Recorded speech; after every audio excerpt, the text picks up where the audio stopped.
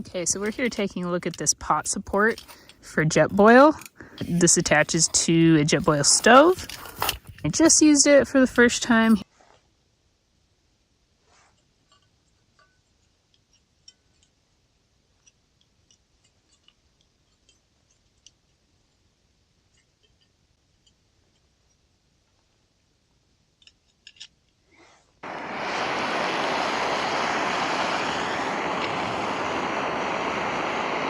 Here's in the lock position.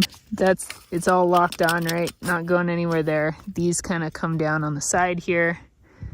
And then you turn it on and it works really good. Then you unlock it. And then to store it, you can move all these to the side.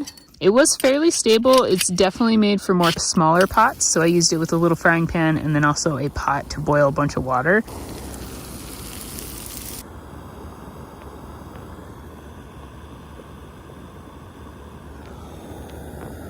And it did pretty well, but you want to make sure to keep an eye on it, especially if it's boiling, because it starts kind of wiggling back and forth. But for smaller pots, it works great. For the frying pan, it had a little bit of a hot spot right here in the middle. This doesn't spread the flame out too much.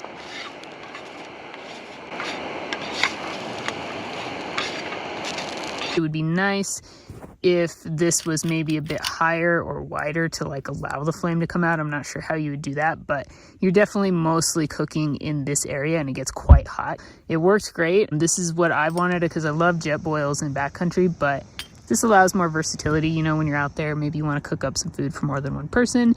And we all know Jetboils are not great for cooking food actually inside because it's impossible to get the actual Jetboil pan clean.